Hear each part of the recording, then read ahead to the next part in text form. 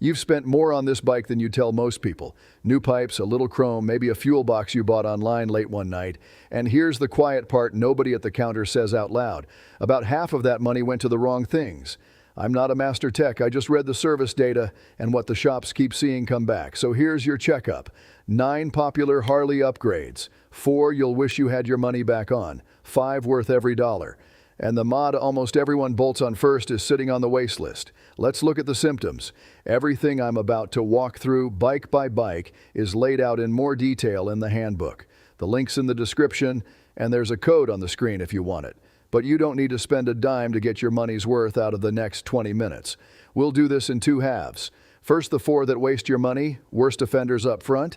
Then the 5 that actually work, building to the best value of them all. Let's start with the biggest money pit. Number 1, the big inch engine build. Let's look at the symptoms. You want more. More than the bike came with, so the dream shows up. A big bore kit, a hotter cam, a top-end build with a number attached to it that you can say out loud at the coffee stop. It feels like the serious rider's move, the real upgrade, the one that finally makes the bike yours. And the parts catalogs are very good at feeding that feeling. Here's the diagnosis. For the average street rider, a big inch build is answering a question your riding never actually asked. Most of that new power lives up high, in the part of the rev range you almost never use on a Sunday loop or a run out to the lake. You paid for the top of the tack. You ride the middle of it. The bike you already own has more than you use on a normal day. And there's a cost that doesn't show up on the dyno sheet. An air-cooled twin makes its own heat, and a heavy build asks more of it. You can trade some of your reliability and some of your engine's easy life for bragging rights. The shops see those builds come back for follow-up work more often than the stock bikes do. That's the part nobody mentions at the sale. So here's my prescription. Unless you've got a specific, honest reason to go big, real touring loads, a real goal at the strip, stop at stage 1. We'll get to exactly what a proper stage 1 is in a few minutes. For most riders, more cubic inches is more money for power you'll feel for about 10 seconds and pay for over 10 years. Number 2, chrome and dress up bought before function. Let's look at the symptoms. The bike should look the part. You see one at a show dripping in chrome, catching the light just right, and you want yours to turn heads too. That's one of the honest joys of owning one of these machines. Nobody buys a Harley to be invisible. And it is genuinely tempting to start there, because the looks are the part you can see the day it's done. Here's the diagnosis, and I'll say it gently, because I like a clean bike as much as you do. Chrome doesn't change one single thing about how the bike rides. If you're spending on covers and trim while the seat is still stock, the suspension is still stock, and you've got nothing keeping the wind off your chest, then you've bought looks with the money, comfort, and control needed first. The shops watch riders do this constantly. Beautiful bike in the lot and a rider who quietly stopped taking the long way home because it hurts. Your bike's been trying to tell you where it hurts, and it isn't the engine cover. Here's my prescription. Function first, chrome last. Sort out the things you feel every mile, the seat, the wind, the way it fits you, and then once the bike actually takes care of you on a long day, go dress it up with a clear conscience. Chrome was never the mistake. Chrome before comfort is. Do it in that order and you'll enjoy both a lot more because you'll be looking good on a bike you can still stand to ride at the end of the day.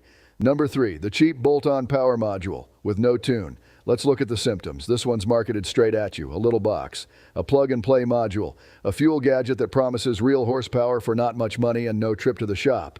Peel it, stick it, plug it in, and supposedly your bike wakes up right there in the driveway. It sounds like the smart shortcut, the insider move that skips the expensive middleman. Here's the diagnosis. Real power on these engines comes from getting the fueling right for your specific bike, in your specific state of tune, in the air where you actually ride. A proper tune reads your engine and corrects it. Your engine, not a category. A generic module built to fit 10,000 different bikes can't do that, because it doesn't know a single thing about yours. Most of them deliver a small fraction of what the box promised. Some just move the problem around and leave you chasing a new rough spot. This is the same disease as the last one, and it's worth naming out loud. Anything sold as instant power with no tune is selling you the feeling of an upgrade, not the upgrade. So here's my prescription. Take the exact money you were going to spend on the gadget and put it toward a real tune instead. Same dollars, honest result. A tune is the thing the gadget is only pretending to be, which brings us to the big one. The mod I teased at the very top, the one almost every rider on this bike buys first before anything else. Number 4, the slip-on exhaust all by itself with no tune. Let's look at the symptoms because you know this one in your bones. The bike comes home and within a week the stock pipes are in the garage corner and something louder is bolted on. That sound, that deep, unmistakable rumble that turns heads at the light and rattles a shop window when you roll past. It feels like power. It feels like the bike finally woke up and started breathing. For most riders, this is the very first thing they do, sometimes before they've even paid the thing off. Now here's the diagnosis, and this is the whole reason I made this video. Louder is not more power. On its own, a slip-on gives you almost nothing you can actually measure. But it does do one thing, and it's the thing nobody warns you about at the counter. It lets more air move through the engine, and you have not told the bike to add any more fuel to match it. So the bike runs lean. Lean, on an air-cooled twin, is the one word you never want to hear. Lean runs hotter, and this engine is already fighting heat by design with nothing but air to cool it. So you get more heat coming up between your legs. Worse manners down low. A bike that surges and pops and runs rough at exactly the speeds you ride the most. And over the long haul, running lean is how you cook parts that were never meant to wear out early. You paid good money for a downgrade wearing an upgrades jacket. Let me be fair, because this is where people get mad at me. If you want loud pipes purely for the sound, then buy the loud pipes. That's your call, and it's a fine one. And I'd never talk you out of a sound you love. Just don't buy them believing they're power. And don't tell yourself they're a safety feature. Loud with no tune is a lean bike that happens to be loud. Here's my prescription, and it's simple. Never do the exhaust alone. A slip-on isn't a mod, it's 1/3 of a mod. Done by itself, it lands on the waste list. Done right as part of a match set, it moves to the top of the list that actually works, which is exactly where we're headed next.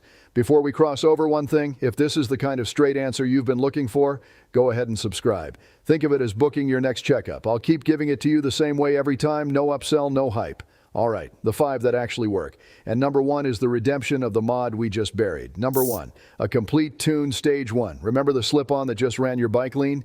Here's the version that fixes everything that was wrong with it. A real stage 1 is 3 things done together as one single job.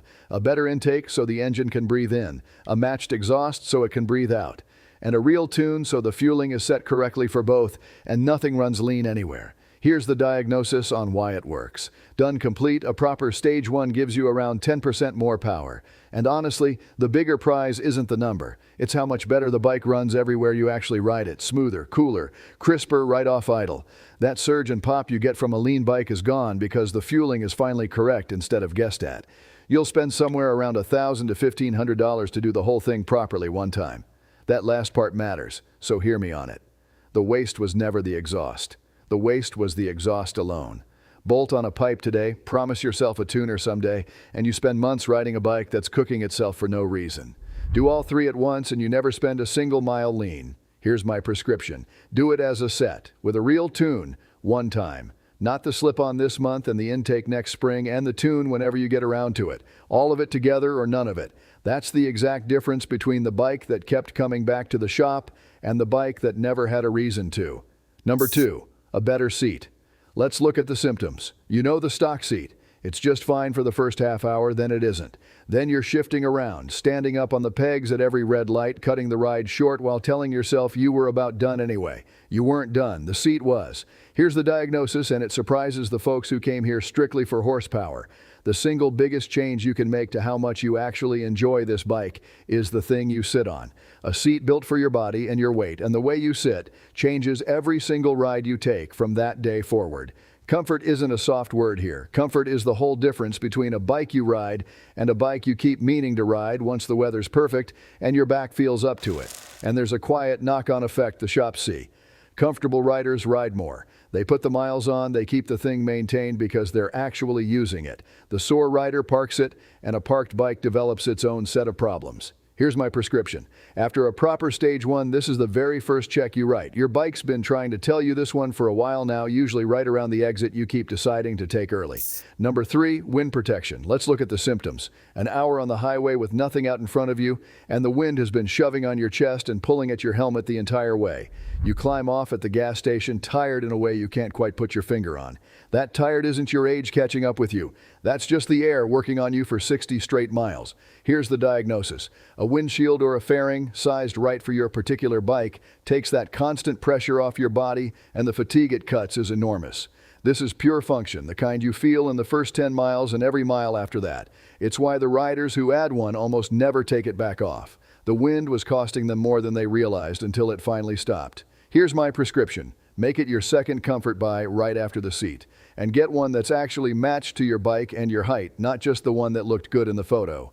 A shield that's the wrong size doesn't kill the buffeting, it just moves it up to your helmet, and now the wind is roaring in your ears instead of your chest. Sized right, it's one of the best days of riding you'll ever buy. Number 4. Heated grips and honest comfort ergonomics. Let's look at the symptoms. The season doesn't really end because it got cold outside. It ends because your hands got cold. There's a morning every fall where the ride would have been perfect, the roads empty and the light gold, and you left the bike in the garage over about 10 degrees of chill on the grips. Here's the diagnosis. Heated grips buy those mornings back for very little money. They stretch your riding season on both ends of the year, spring and fall, for about the smallest spend on this whole list. And the same simple logic covers the rest of your contact points, grips and pegs and controls that actually fit the way you're built instead of the way the factory guessed. Small changes felt on every ride. Here's my prescription. Once the bigger comfort essentials are handled, this is high value for low dollars, maybe the best return of anything you can bolt on. Warm hands ride longer, and longer, more comfortable more often, is the entire point of owning the thing. Number 5. And this one is the best value on the entire list. Proper maintenance and the right tires and consumables. Let's look at the symptoms. Nobody brags about this one. There's no sound to it, no shine, no number you can drop at the coffee stop. Fresh fluids and good rubber don't earn you a single compliment in the parking lot. So they get quietly pushed down the list year after year, while the money keeps going to the parts people can actually see and hear. Here's the diagnosis, and it's the truest thing I'll say, all video. A well-kept bike on good tires will outride a modded, neglected one every single day of the week. Think about where your tires sit. They are the only part of this entire machine actually touching the road. Everything you love about a Harley, the power, the weight, the way it leans into a long sweeper and settles, all of it is riding on 2 contact patches about the size of your palm. Let those go bald, or let the fluids go dark and old, and you don't have a fast bike anymore. You've got a heavy one with a problem it hasn't decided to show you yet. And this is the cheapest upgrade on the list by a mile. Tires and fluids and brakes cost a fraction of a big bore kit, and they decide whether the bike is safe and sweet or tired and vague underneath you. There's no gadget on earth that outperforms a machine that's simply kept right. Here's my prescription, and it's the one I'd give you before anything else on this entire list. Spend here before you ever spend on chrome. Every time, no exceptions. The most valuable upgrade on your Harley is the one that keeps the bike honest, and it's the one almost nobody puts first. So let's read the results back to you. The big inch build, the chrome bought before comfort, the cheap power module, and the loud slip-on with no tune. That's where the wasted money goes, and now you know exactly why each one leaves. And the 5 that earn their keep. A complete tuned stage 1, a real seat.